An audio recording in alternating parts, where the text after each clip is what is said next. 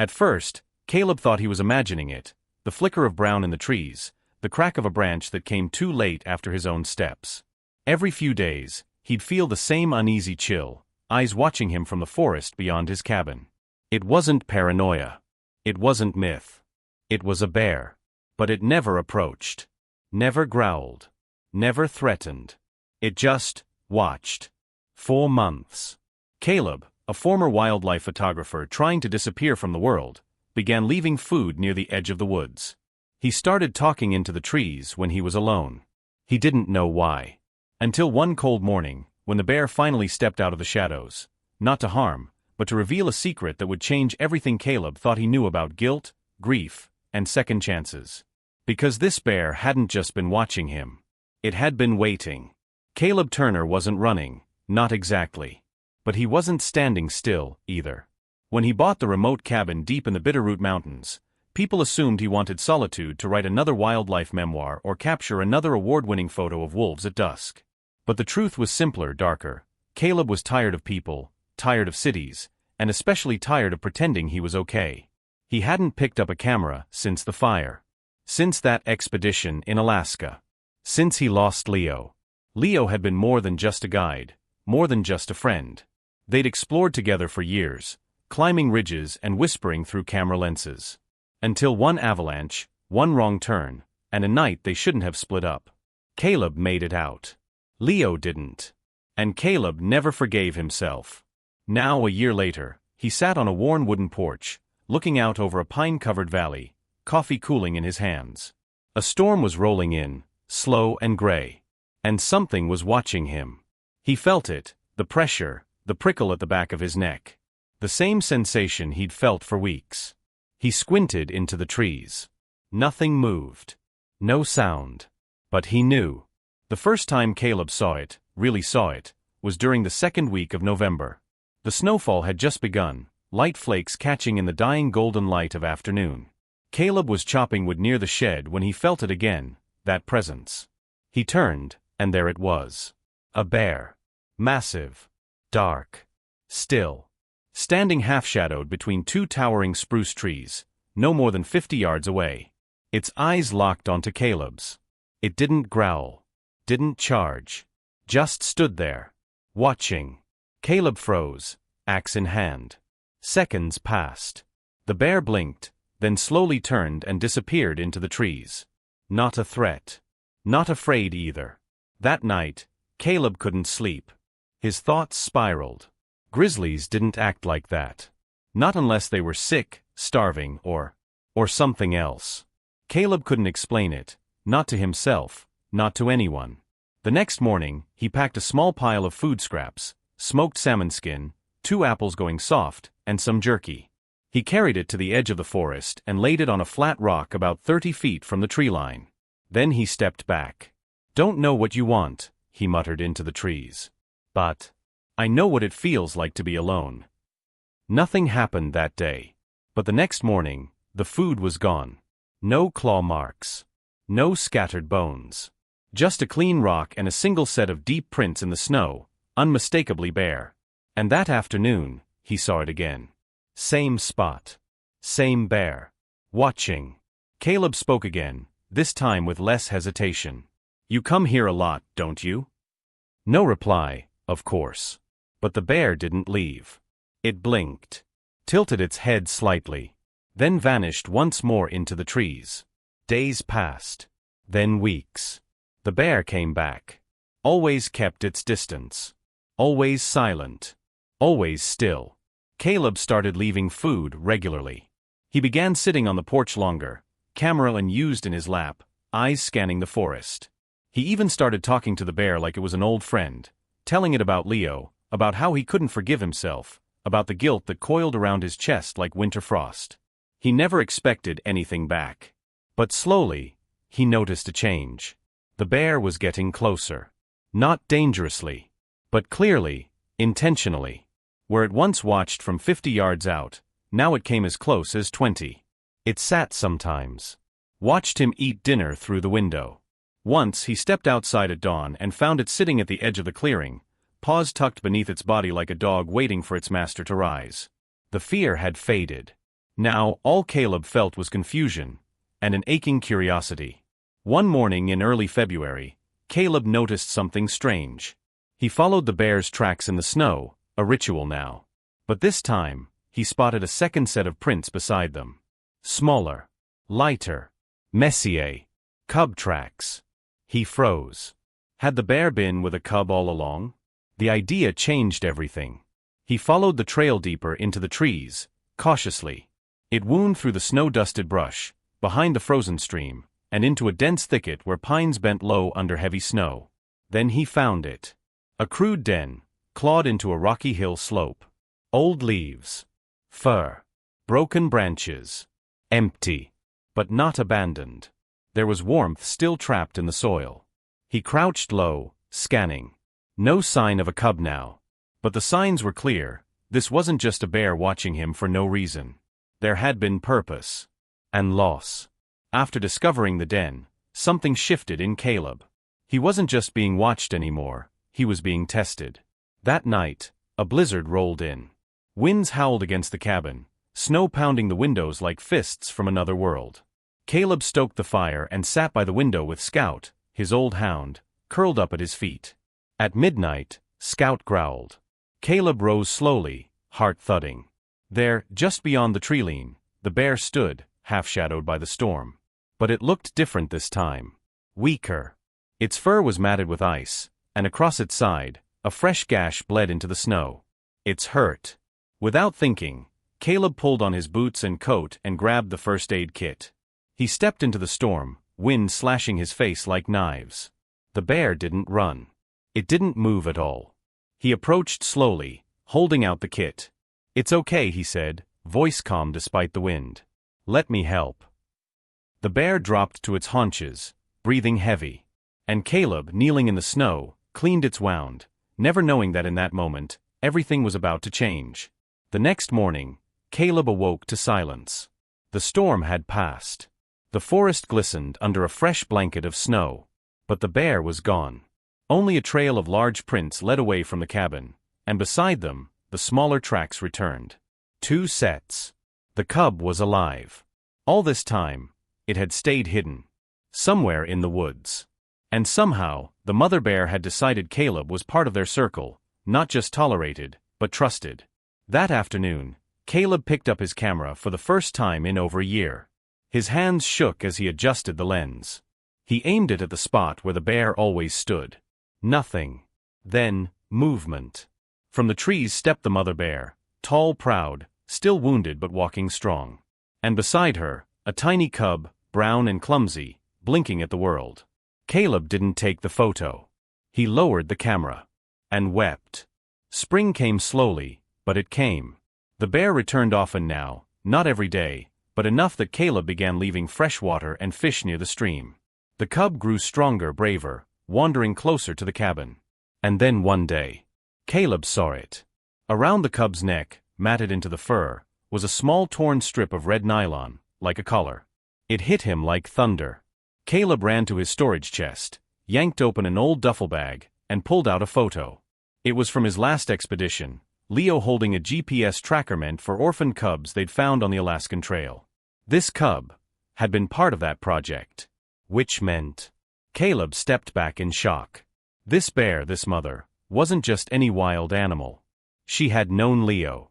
Somehow, someway, after that expedition ended in tragedy, she had made her way down from Alaska to these woods, with one surviving cub, and had followed the scent, the voice, the soul of the only human Leo ever trusted. Caleb. The realization shook Caleb to his core. Leo had once told him that animals remembered more than humans believed, that bears, especially, could carry scents and stories across entire landscapes. Caleb never believed it. Until now. This bear had followed him. Not to hurt, not to haunt, but to connect. To deliver something. To say goodbye. That night, Caleb didn't sleep. He sat outside by the fire, wrapped in a wool blanket, staring into the woods. Scout curled beside him, snoring softly. The moon lit up the trees like silver bones. And then they came. The bear stepped into the clearing silently. The cub waddled beside her, now bold and plump, full of spring energy. Caleb stood. The mother bear looked at him, not just with eyes, but with a weight Caleb felt in his bones. There was no fear. No tension. Only understanding. He reached into his coat and pulled out the old photo of Leo. He laid it gently on a tree stump at the edge of the clearing. "This was for him," Caleb whispered. "But I think it's for you too." The bear moved forward. Slowly. Deliberately. She sniffed the photo. Held still for a long time. Then, turned and nudged her cub gently away, back into the trees. She followed. But just before vanishing into the woods, she looked back one last time. And Caleb knew. She wasn't coming back. The bear never returned. Caleb waited, days, then weeks. But deep down he understood. She had come for a reason, and that reason was now complete. The cub was strong. The past had been honored. The message, received. That spring, Caleb built something new. He cleared out the old shed and transformed it into a wildlife rescue station, just small, local, informal. A place to leave food, track sightings, and help injured animals pass through. He called it Leo's Crossing. Sometimes hikers came through and asked about the name. He'd simply smile and say, "It's a place where stories cross paths." He picked up his camera again, but this time, not to win awards. Just to witness. To remember. One photo hung above his desk. A bear, barely visible in the trees, watching with quiet eyes. And beside her, a small, curious cub. Years later, people still talk about the old man who lives in the woods by himself. They say he once tamed a bear, that he talks to trees, that he never leaves a single footprint in snow. They never see the bear. But sometimes, just sometimes, they hear movement in the trees. A branch snapping. A low rumble. And they feel it. The unmistakable sense that someone, or something, is watching. Not hunting. Just remembering. Days passed since the bear's final visit, but Caleb couldn't shake the silence it left behind. He no longer looked out his window expecting movement, he hoped for it. The sight of her, the cub, even the weight of those calm, observing eyes, it had become part of his life. And now that it was gone, the forest felt different. Still wild, still alive, but lonelier somehow. He walked the path where she used to stand. He placed food again at the base of the trees. Nothing came for it. But one morning, something else appeared. A bundle of pine branches laid in a circle near the edge of the clearing. Strange. Not natural.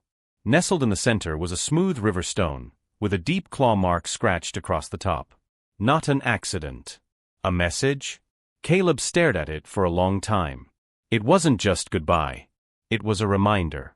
That spring, a knock came on Caleb's door, a rare sound in the depths of Stillwater Valley. A woman stood outside, bundled in a forest green jacket. Sharp eyes, wind-blown hair, a clipboard clutched to her chest. "Caleb Turner?" she asked. He nodded. "Depends who's asking." She smiled. "Dr. Mara Halloway. I'm with the Wildlife Genetics Station about 40 miles west of here. I think we need to talk about a bear." Caleb stepped aside and gestured her in. Over black coffee and a crackling fire, Mara explained that the sanctuary had been tracking DNA from orphaned cubs relocated years ago. One of those cubs had worn a red collar briefly, before slipping away into the wilderness. The tracker failed. "We thought the mother was dead. We were wrong." Caleb sat still. "She made it all the way down here," Mara continued. "With her cub. We recovered tufts of her fur on a pine snag nearby. Genetic match." She leaned in. "You weren't just watched by any bear, Mr. Turner. You were watched by a survivor. And she trusted you. That doesn't happen." That night, after Mara left, Caleb went to his desk and pulled out an old envelope. Inside was a letter he had written months after Leo died, never sent.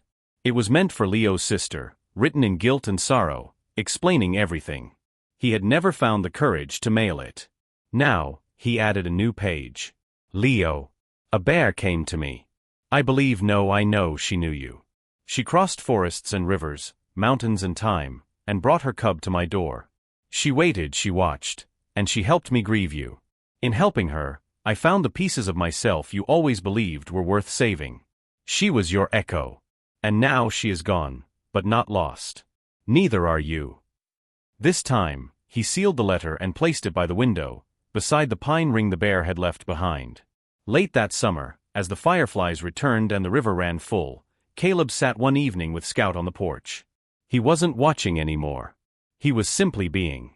Then he heard it, a snort, soft and low. A rustle in the brush. And there she was. Not as close. Not as strong. But there, the mother bear, her coat catching the golden light of dusk. And beside her? 2 cubs. Not 1. 2. His heart froze. The cub had survived, and somewhere out there, she had found a mate. Started again. A new legacy. She looked at him for just a second. Long enough. Then she turned, and disappeared into the trees with her family. Caleb didn't call out. Didn't move. He just smiled.